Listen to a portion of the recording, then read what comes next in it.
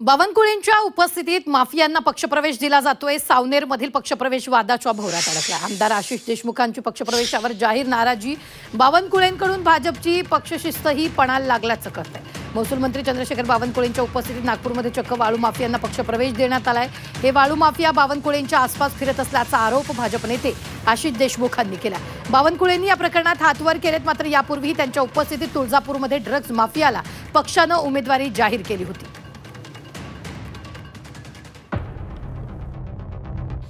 महसुली अधिकाऱ्यांवर गाड्या चालवणारे लोक जेव्हा महसूल मंत्र्यांसोबत भारतीय जनता पार्टीचा दुपट्टा घालतात ते आम्हाला सहजासहजी पचेल असं नक्कीच झालं। बावनकुळेजी बरोबर जे महसूल मंत्र्याबरोबरचा गोतावळा आहे तो महसूल बुडवणाऱ्यांचाच आहे, हे तर आता लपून राहिलं नाही। पक्षप्रवेशाचा निर्णय हा जिल्हाध्यक्षांनी आणि जिल्हा भाजपने घेतला आहे। चंद्रशेखर बावनकुळेंच्या उपस्थितीतले पक्षप्रवेश वादात। तुळजापुरात ड्रग्ज माफिया, नागपुरात वाळू माफियांच्या हाती कमळ। विजयासाठी बावनकुळेंकडून भाजपची पक्षशिस्तही पणाला।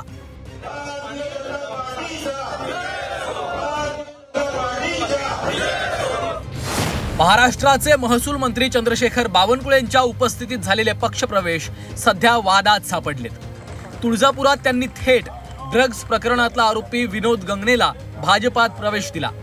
विनोद गंगणेचा भाजप प्रवेश वादात सापडलेला असतानाच आता नागपुरातही झालेले पक्षप्रवेश वादात सापडलेत। नागपूर जिल्ह्यातल्या सावनेरमध्ये काँग्रेस नेते सुनील केदार यांचे कार्यकर्ते अमित राय आणि नरेंद्र पिंपळेंना भाजपमध्ये प्रवेश देण्यात आलाय। हा पक्षप्रवेशाचा कार्यक्रमही चंद्रशेखर बावनकुळेंच्या हस्ते पार पडला। अमित राय आणि नरेंद्र पिंपळे हे वाळू माफिया असल्याचा आरोप भाजपचे नेते आशिष देशमुखांनी केलाय। हेच वाळू माफिया आता महसूल मंत्र्यांच्या मागे पुढे फिरत असल्याचा उद्वेगही देशमुखांनी व्यक्त केलाय। महसूल बुडवणारे लोक जेव्हा महसूल मंत्र्यांसोबत राहतात ते आमच्या मनाला कुठेतरी वेदना नाही। महसुली अधिकाऱ्यांवर गाड्या चालवणारे लोक जेव्हा महसूल मंत्र्यांसोबत भारतीय जनता पार्टीचा दुपट्टा घालतात ते आम्हाला सहजासहजी पचेल असं नक्कीच झालं। अशा लोकांना जर कोणी इथे प्रवेश घेत असेल तर ते आम्ही खपवून घेणार नाही, हे देखील आजच्या दिवशी संपूर्ण सावनेर विधानसभेच्या जनतेला त्यांचा आशिष देशमुख म्हणून सांगतोय।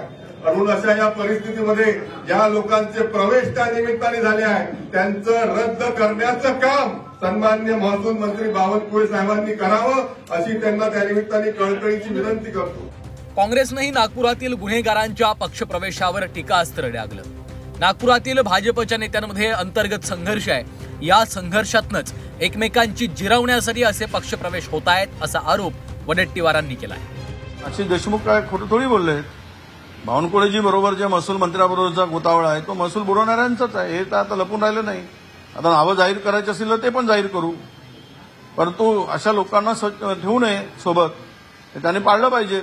आणि राहिला तो त्यांचा अंतर्गत वाद, ते आता हे सुरू झाले आहे। तीन पक्षाची तोंड तीन बाजूला झाली, अंतर्गत वाद सुरू झाले आहेत। यांना जनतेच्या हिताचा प्रश्न चिंता नाहीये, जनतेच्या हिताची चिंता कुठे आहे?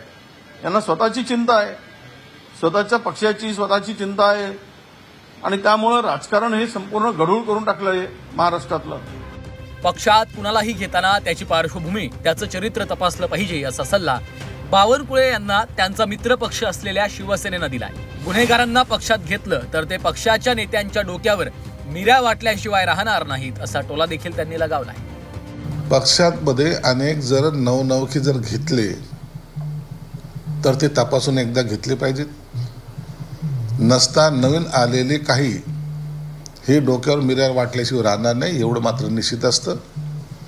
आणि या बाबतीचा स्टेटमेंट अनेकांनी केलेले आहेत, मग ते गडकरी असतील किंवा आणखीन इतर नेते असतील, त्यांनी सर्वांनी याच्यावर स्टेटमेंट केलेले आहे। म्हणून कोणत्याही पक्षाने, फक्त भाजपच नाही इतर पक्षांनी सुद्धा याची दखल घेतली पाहिजे। अशा प्रवृत्तीचे लोक पक्षात घेणं हे पक्षासाठी घातक आहे। हा वाद झाल्यानंतर बावनकुळेंनी मात्र हात वर केलेत। अमित राय आणि नरेंद्र पिंपळे यांच्या भाजप प्रवेशाचा निर्णय हा जिल्हा पातळीवर झाल्याचा दावा करून त्यांनी जबाबदारी झटकण्याचा प्रयत्न केलाय। तर भाजप जिल्हाध्यक्ष मनोहर कुंभारेंनी देखील बावनकुळेंची स्थळी उचलली आहे। बावनकुळेंना तो पक्षप्रवेश माहितीच नव्हता असा दावा केलाय। पण हा दावा करताना त्यांनी गुन्हेगारांच्या पक्षप्रवेशाची जबाबदारी स्वतःच्या शिरावर घेतली आहे। जिल्हा भाजपाने निर्णय घेतला, त्यांनी मला त्यांना भेटायला आणलं, एवढाच माझा त्या ठिकाणी माझ्या ऑफिसला ते आले होते। पण पक्षप्रवेशाचा निर्णय हा जिल्हाध्यक्षांनी आणि जिल्हा भाजपने घेतला आहे, त्यामुळे कोणी भेटायला आलं तर त्यांना भेटलं पाहिजे, हाच माझा तेवढाच त्या ठिकाणी भाग होता। पक्षप्रवेश त्या दिवशी त्यांची कल्पना त्यांना सुद्धा नव्हती किंवा माननीय चंद्रशेखरजी बावनकुळे त्यांना सुद्धा नव्हती। ते अचानक त्या ठिकाणी आले होते, पण मी त्यावेळेस प्रवेश पहिलेच त्या ठिकाणी घेऊन घेतलेले होते, त्यांना त्याच्याबद्दल कसली त्यांना कल्पना नव्हती। महसूल मंत्रीपद हे राज्य सरकारमधील दुसऱ्या क्रमांकाचं पद मानलं जातं। अशा पदावर असताना चंद्रशेखर बावनकुळेंनी आपण पक्षाचा गमछा कुणाच्या गळ्यात घालतोय याचं भान ठेवावं। तुळजापुरातही त्यांच्याच उपस्थितीत ड्रग्ज प्रकरणातल्या आरोपीला पक्षप्रवेश देण्यात आला। नागपुरात तर वाळू माफियांना त्यांनी पवित्र करून घेतलंय। चंद्रशेखर बावनकुळेंच्या हातून पक्ष शिस्तीला नख लावण्याचा प्रकार तर होत नाहीये ना, अशी चर्चा आता भाजपच्या वर्तुळात सुरू झाली आहे। अमर काणे, झी 24 तास, नागपूर।